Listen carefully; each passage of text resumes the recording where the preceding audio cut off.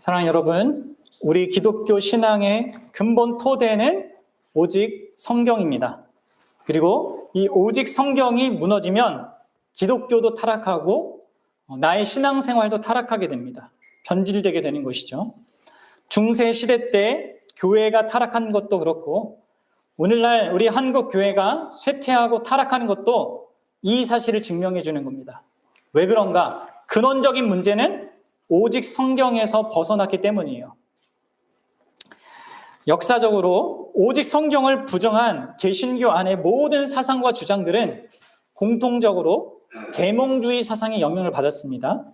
계몽주의라는 것은 인간 중심적인 사고방식이죠. 인간의 이성을 상당히 중요시하는, 그리고 그래서 인간 중심적이기 때문에 상당히 주관적일 수밖에 없어요. 자, 그래서 그 역사가 진행되면서 사람들은 신앙의 근거를 성경이 아니라 이성에 두려고 하기도 했고요. 또 아니면 감정에 두려고 했습니다. 감정이나 직관. 또 어떤 사람들은 의지와 도덕성, 이것의 신앙의 어떤 근거를 두려고 했죠. 그리고 좀 약간 영적인 것을 좋아하는 사람들은 신비적인 체험, 이런 것들의 어떤 신앙의 근거를 두려고 했는데요. 이 모든 것들은 사실 다 양상일 뿐이에요. 다양한. 중요한 것은 인간의 무엇이 지금 다 그 근거가 되는 거잖아요.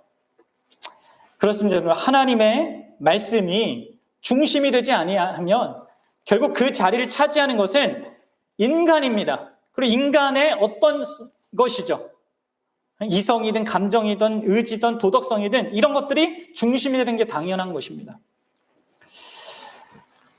여러분들, 우리가 기독교라고 이렇게 많이 불려지는 그런 기독교가 있는 현실 속에서 우리도 모르게 이러한 성향을 이렇게 드러내고 있는 것을 여러분 잘 이렇게 분별할 수 있어야 합니다.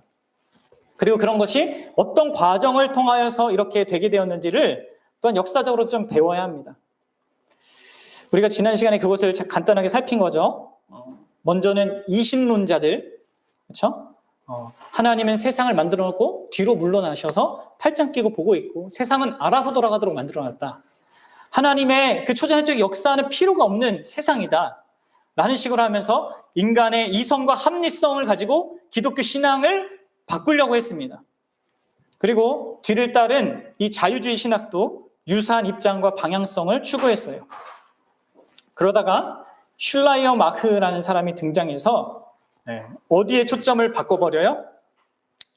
이 자유주의자들이 인간의 이성과 합리성을 강조하다 보니까 그것에 따른 부작용들이 있거든요. 자꾸 이성적인 걸 강조하고 합리성을 강조하다 보면 어떤 일이 발생해요? 좀 메말라지는, 그리고 뭔가 차가워지는, 따뜻함을 잃어버리는 그런 것들이 있죠. 그래서 그런 것으로 안 된다고 생각해서 이제 슐라이어 마흐는 어떻게 했냐면 그게 아니라 그것도 소중히 하지만 이 특별히 종교는, 기독교는 인간의 감정과 직관에 관한 것이다 라고 하면서 이 기독교 신앙의 초점을 그 자유주의자들, 초기 자유주의자들이 주장했던 이성에서부터 감정과 직관 중심으로 이렇게 옮겨온 것입니다. 그래서 여러분들, 이성적이고 합리적인 것이 신앙이 아니라 신앙은 개인의 느낌과 경험의 문제다라는 식으로 초점을 옮긴 거죠. 그럼 어때요? 맞는 것 같아요? 물론 여러분들, 이 슐라이어 마흐의 긍정적인 그런 공헌이라고 굳이 말한다면 이성 중심으로 하는 그 합리주의적인 자들의, 합리주의 그런 신학자들의 그 신랄한 공격들로부터 기독교를 지키긴 했습니다. 그러니까 이 이성주의를 계속 극단으로 밀려가면 결국 기독교는 필요 없다가 결론이 되거든요. 그런데 이 슐라이어 마흐는 어떻게 했냐면 그렇게 공격하는 것을 방향을 틀은 거죠. 신앙은 이성이 아니다. 이성에 관한 게 아니라 직감과 감정에 관한 것이니까 너희들 잘못했겠다. 너희들은 성경을 공격해도 돼. 그러나 참된 신앙은 직관과 감정과 경험에 관한 거야. 이렇게 바꾼 거예요. 여러분들, 지금 이 슐라이어 마흐가 얘기하는 것이요, 오늘날에도 여전히 영향을 미치고 있습니다. 여러분, 교회당 안에 있는 많은 사람들이 여러분들 흔하게 하는 말이 있습니다. 그게 뭐냐면 은혜 받았다 해요. 은혜 받았다. 그러면 여러분들도 그 말을 좀 씁니까? 어떤 맥락에서 그걸 씁니까? 보통 많은 사람들이 이 자신의 감정이 터치되거나 어떤 감동적인 어떤 이야기를 듣거나 이랬을 때 그것을 은혜 받았다라는 식으로 말해요. 근데 여러분들 이러한 표현들이요, 이 감정의 어떤 터치를 가지고 뭔가 내가 이렇게 있다 이렇게 말하는 것이 이 지금 앞서서 말한 그런 슐라이마커의 그런 영향 아래에서 갖고 있는 거예요. 그리고 최근까지 유행했던 이 개신교 안에서 유행했던 수도원적인 영성운동, 여러분들은 잘 모르겠지만 관상 기도운동 이런 것들이 있었거든요. 그런 것들도 역시 이 배경 속에서 있는 것입니다. 여러분들 이 슐라이마커의 영향으로 말미암아 자유주의자들은 또 한편으로는 이 기독교를 비평적으로 보고 성경을 비평적으로 보는 것에 대한 말 그대로의 자유를 얻었습니다. 이성적으로 그렇게 해도 되는 거예요. 왜냐하면 그것은 신앙에 관한 게 아니니까. 종교와 신앙은 내 내면과 감정과 직관에 의한 것이기 때문에 기존에 형성된 그런 기독교 전통이나 혹은 교리나 이 성경 자체에 대해서도 그 권위나 역사성이나 영감에 대해서 그렇게 문제를 제기해도 크게 문제가 안 되는 것입니다. 그래서 여러분들 이 자유주의자들이 어떻게 했냐? 왜 슐라이마커가 이 자유주의자들의 아버지라 이렇게 불리냐? 그러니까 성경을 이성의 합리성을 기준으로 막 재단해도 된다고 이렇게 열어놨기 때문에 그런 거예요. 그게 문제가 안 된다고 한 것이죠. 그래서 이들은 이 성경의 각 권들과 다른 고대 문서들을 비교 작업을 했습니다. 그러면서 이 성경이 1세기 때 예수님 당시 때 쓰여진 것이 아니라 그 후대 한 100여 년이 지난 후대에 기독교인들이 창작해낸 것이다 이렇게 주장해요. 그래서 많은 자유주의 신학자들은 로마서, 고린도 전후서, 갈라디아서 그리고 요한계시록을 제외한 나머지 신약 성경들은 다 신빙성이 없는 그런 짜집기 된 책이라고 결론을 내렸습니다. 그리고 그게 지금 신학교에서 가르쳐지고 있습니다. 구약에 대해서도 같은 비평적인 접근이 유행했습니다. 모세오경 뭐예요? 창세기, 출애굽기, 레위기, 민수기, 신명기. 이것은 모세가 쓴 책이 아니라 훨씬 후대 유대인들이 네 종류의 그 이스라엘 역사 속에 내려오던 네 가지 종류의 문서들을 이렇게 잘 종합해서 짜집기를 잘해서 만든 거다라는 그런 주장이 나왔어요. 그럼 이것을 소위 학계에서는 문서설이라고 하거든요. 그러면 학계에서 학자로 이 성경에 관해서 박사를 받으려고 하면요, 이거를 언급하지 않고는 박사를 못 받아요. 제가 이스라엘에서 공부할 때도 이게 당연하게 이렇게 인정되는 그런 이론이었단 말이에요. 그러니까 성경에 나온 모든 기적 같은 일들 혹은 모순되는 일들이 내용들이 많다고 얘기하는 것이죠. 다 이게 신화적이라는 것이죠. 이런 자유주의자들의 그런 주장들은요, 이 성경을 일반적인 고대 책들과 다른 바 없는 그런 고전에 불과하다 그렇게 인식시켰습니다. 그것을 일반 대중에게 확산시킨 것이죠. 그래서 교회 안에나 교회 밖에나 성경에 대한 이 신뢰도를 크게 떨어뜨렸습니다. 여러분들 요즘에 안티사이트라고 하는 그런 인터넷 사이트를 들어가 보면요, 이 그 관련된 모든 자료가 다 거기서부터 나오는 거예요. 그런 자유주의 신학자들이 주장했던 거기서부터 이렇게 나와서 기독교를 비판하는 겁니다. 물론 여러분들 제가 이전에도 말씀드렸다시피 이러한 자유주의 신학은요 1, 2차 세계대전을 통하여서 좀 깨집니다. 1, 2차 세계대전을 통하여서 인간의 이성을 너무 강조했던 거, 또 진화론적인 그런 사고방식에 의하여서 세상은 점점점 더 좋은 세상이 될 거라고 하는 이러한 어떤 기대들이 산산조각이 나죠. 그와 동시에 자유주의 신학도 동시에 쇠퇴하게 되는 겁니다.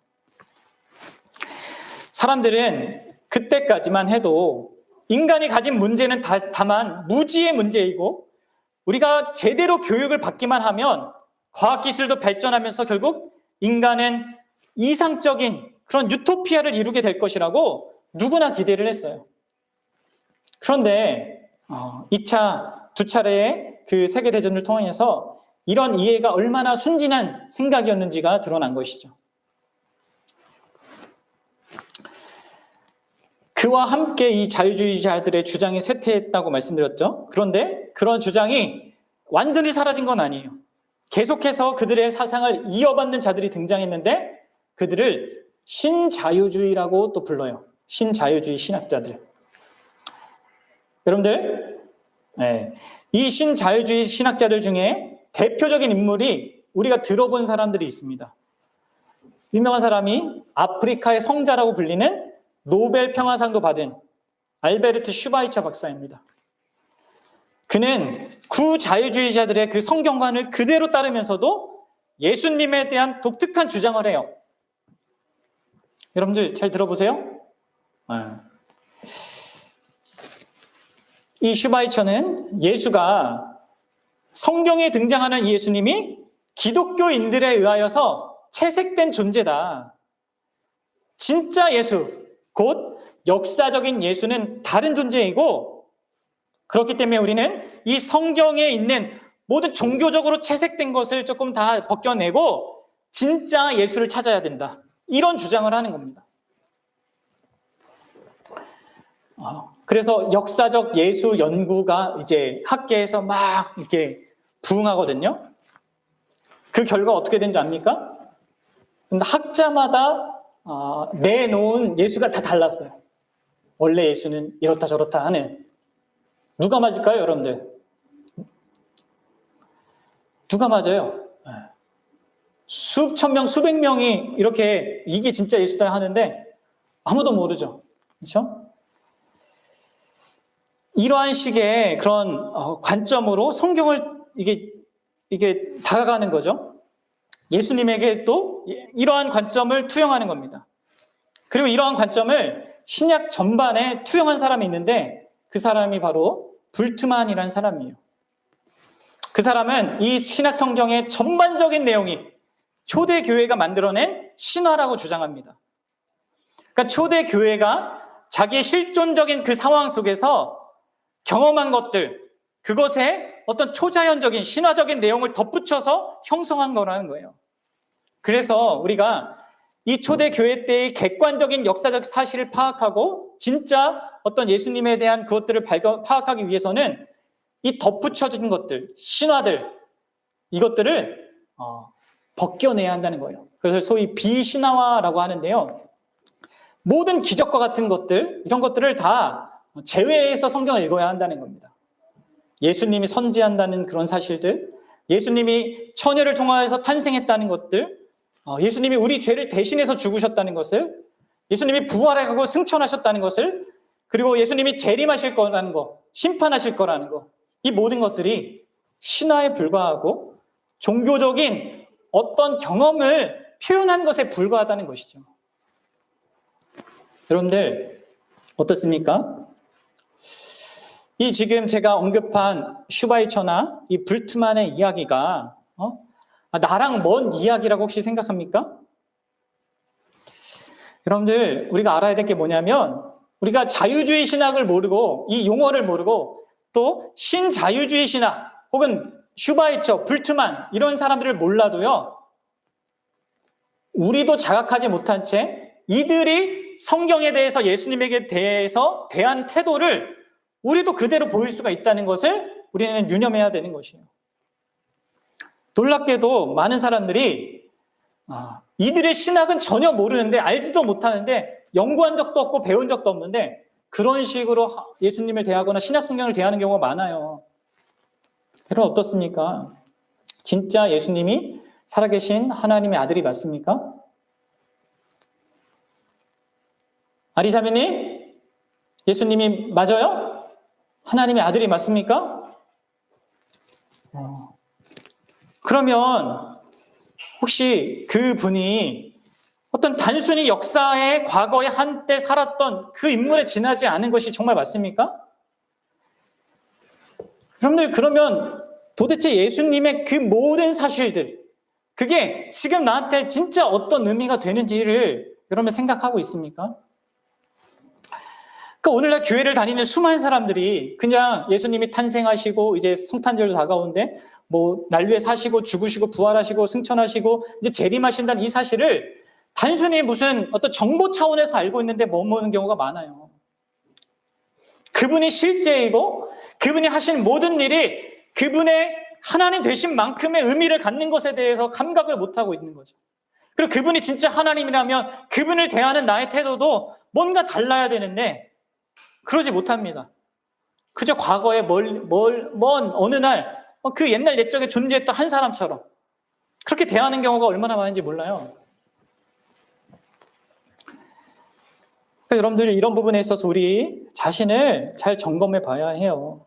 그렇지 않으면 우리는 말만 기독교인이고 말만 내가 정통 기독교 신앙 혹은 개혁주의 신앙을 지향한다고 하면서 이러한 자유주의자들과 다를 바 없는 모습으로 신앙생활을 하게 되는 것입니다.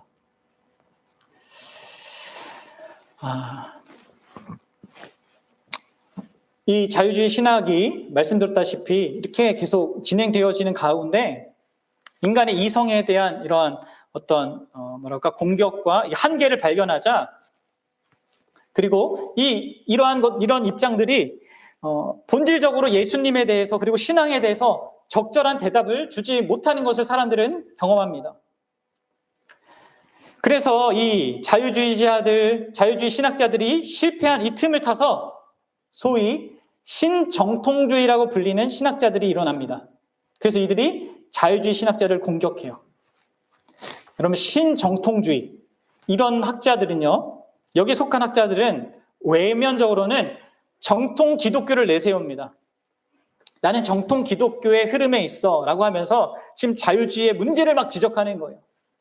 그래서 여러분들 기존의 기독교는 이 신정통주의를 처음에 같은 편으로 생각했어요.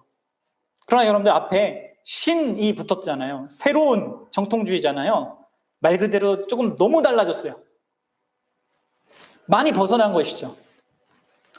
비유를 하자면 이렇습니다. 여러분들 이 신정통주의는요. 정통 기독교라는 과수원에 자유주의 신학이라는 벌레가 나타난 것에 대해서 마치 농약처럼 등장했다고 할 수 있습니다. 그러니까 다시요 여러분들 정통 기독교라는 과수원에 자유주의 신학이란 벌레가 막 나타나서 막 모든 그 나무들을 이렇게 갉아먹으려고 할 때 이 신정통주의는 마치 강력한 농약으로 그 벌레를 죽이는 농약으로 등장한 거죠. 그래서 어떻게 되었냐면 진짜 이 신정통주의의 신학으로 말미암아 자유주의 신학이라는 그 벌레들이 대부분 다 죽었어요. 그런데 그 약효과가 너무 강력해서 그 모든 좋은 과실에 다 묻어버린 겁니다. 이거 먹으면 어떻게 될까요? 네, 같이 또 죽는 거예요. 그래서 여러분들 이 신정통주의라는 이 어떤 신학 사상은요, 이 기독교라는 열매로부터 깨끗이 씻어버려야 할 대상입니다. 우리가 좀 생각을 해봐야 돼요. 용어만 어렵지 여러분들 들어보면 우리 가까이 찾을 수 있어요 다. 안타깝게도 오늘날 이러한 신정통주의의 농약을 먹은 기독교를 받아들인 사람이 너무 많아요. 여러분 이들은 겉으로 볼 때 성경의 중요성을 말해요. 또 자유주의자들에 의해서 손상된 이 성경의 권위도 이들은 또 회복하려고 했습니다. 외면적으로 이들은 또 종교개혁의 5솔라도 똑같이 강조합니다. 그래서 신정통주의라 그렇게 스스로를 불린 거죠. 그런데 여러분들 이들이 한 일이 뭐냐면 한편으로는 자유주의적 신학과 다른 한편으로는 정통주의 신학을요 같이 이렇게 섞어버린 거예요. 이들은 자신의 신학을 말씀의 신학이라고 자처했고 계시를 중요시했고 교회의 가장 중요한 사업이 하나님의 말씀을 전하는 일이다 이렇게 주장합니다. 그럼 들어보면 상당히 정통 기독교에 가까운 주장들입니다. 근데 여러분들 가장 결정적인 문제가 뭔지 아십니까? 이들은 성경이 하나님의 신적 기원이 있는 객관적인 하나님의 계시의 말씀이 아닙니다. 이들에게 성경은 계시 사건이 발생하는 수단이에요. 여러분 무슨 말인지 알겠습니까? 여러분 잘 들어보세요. 신정통주의의 대표주자가 칼 바르트인데 그는 성경이 그 자체로 하나님의 말씀이 아니다라고 얘기했습니다. 그런데 이 성경이 우리가 신앙으로 반응하게 되면 하나님의 말씀이 된다라고 말해요. 그럼 이해가 되세요? 성경은 어떤 의미에서 고대 일반 책과 다름없습니다. 그런데 이 성경이 특별한 의미가 되는 것은 성경을 읽을 때나 내가 들을 때 어떤 종교적인 반응을 갖게 될 때 이 말씀이, 이 평범한 말씀이 하나님의 말씀이 된다는 거예요. 내가 이 말씀을 듣고 믿을 때 이 성경이 살아 움직이고 그 순간 성경이 하나님의 말씀이 된다라고 말합니다. 그럴 때 비로소 이 성경이 가치를 갖는다는 것이죠. 여러분 어떻습니까? 그런 것 같지 않아요? 응? 그럼 내가 아무리 성경을 읽어도 아무런 나한테 반응을 안 갖다 줘요. 그러면 그 성경 일반 책 아닙니까? 그러다가 이 성경이 나에게 어느 순간 감동을 가져다 줍니다. 그럼 그때 하나님의 말씀이 되는 거죠. 그럼 이게 신정통주의가 말하는 성경관이에요. 이런 식으로 여러분들 신정통주의는 성경과 하나님의 계시 이 두 가지를 구분한 겁니다. 그러니까 성경에는 하나님의 계시가 담겨져 있고 실상 성경 자체는 어디까지나 사람의 말일 뿐이에요. 그러니까 여전히 성경을 인간의 합리성과 이성으로 막 연구하고 비판할 수 있는 것이죠. 그래도 상관이 없는 거예요. 성경 안에 잘못된 것, 무슨 오류가 있어도 상관이 없는 것입니다. 하나님께서 얼마든지 인간의 실수 있는 말을 사용하셔서 자기 자신을 계시할 수 있는 거죠. 그럼 이러한 입장이 바로 오늘날 우리 대한민국의 장로교단의 가장 대표적인 신학교 중 한 곳인 장로의 신학대학교에서 가르치고 주된 사상으로 삼는 것입니다. 칼 바르트의 신정통주의 신학. 겉으로는 상당히 기독교와 정통신앙과 유사해 보이는데 여러분들 이 두 신학 사이에는요 결정적이고 근본적인 차이가 있습니다. 우리가 아까 초반에 예수님이 말씀하신 것과 사도 바울이 쓴 걸 봤죠. 성경에 대한 예수님의 견해와 사도 바울의 견해를 봤습니다. 뭐라고 하십니까? 예수님이 이 성경이 나에 관하여서 증언하는 거다라고 말씀하셨어요. 사도 바울은 이 성경은 하나님의 감동으로 된 것이라 이렇게 말씀했습니다. 여러분 예수님과 사도들은 하나님께서 성경을 통해 말씀하실 때가 있다라고 주장하지 않으셨습니다. 이걸 아셔야 돼요. 예수님은 구약 성경을 언급하면서 이 본문이 나에게 감동을 주면 그게 하나님의 말씀이 된다라고 말씀하지 않으셨습니다. 오히려 그분은 하나님의 말씀 곧 이 구약 성경은 1.1획도 결코 없어지지 않을 것이다. 다 성취될 것이다 라고 말씀하셨죠. 그럼 사도들도 마찬가지입니다. 성경을 그 자체로 하나님의 권위를 가진 그 하나님의 말씀으로 믿었습니다. 그래서 모든 성경은 하나님의 감동으로 된 것으로 라고 말했죠. 여러분 그렇습니다. 물론 우리 인간은 죄인이기 때문에 성령 하나님의 조명 없이 성경을 온전히 깨달을 수 없어요. 그러나 여러분들 명확히 아셔야 될 것은 성경은 우리의 깨달음 유무와 관계없이 이게 중요해요. 우리의 깨달음과 우리의 감동 이런 것과 관계없이 그냥 있는 그 자체로 객관적으로 신적 권위를 지닌 하나님의 말씀입니다. 이게 예수님과 사도들의 입장이에요. 여러분 객관적인 하나님의 계시로서의 이 성경을 부인하는 것은 결국 예수님과 교회의 기초인 사도들을 부인하는 것과 다름없는 거예요. 여러분들 그런데 이런 신정통주의적인 이런 사상들이 여러분들 우리와 아무 관계없다고 착각하면 안 됩니다. 오늘날 자유주의 그러한 영향도 마찬가지지만 이 신정통주의 사상도 아주 은밀하게 교회 안에 스며들어와 있습니다. 그런 대표적인 예 중에 하나가 뭐냐면 여러분들 성경의 구절 중에 어떤 특정한 구절만 중요하게 여기고자 하는 그런 태도예요. 한 구절 딱 뽑아가지고 마치 점 보듯이 뽑아서 그것을 더 소중하게 막 여기고자 하는 그런 거 있잖아요. 아니면 특별한 어떤 경험이 있을 때에만 이런 성경을 가치 있게 여기고자 하는 이런 입장이 개신교 안에 만연하죠. 그리고 여러분들, 최근에까지는 다수의 목회자들이 하나님의 말씀은 두 가지가 있다고 얘기해요. 하나는 로고스고 하나는 레마다. 이런 얘기를 합니다. 로고스는 기록된 말씀이고 레마는 나한테 부딪혀 와 닿는 말씀이라고 해요.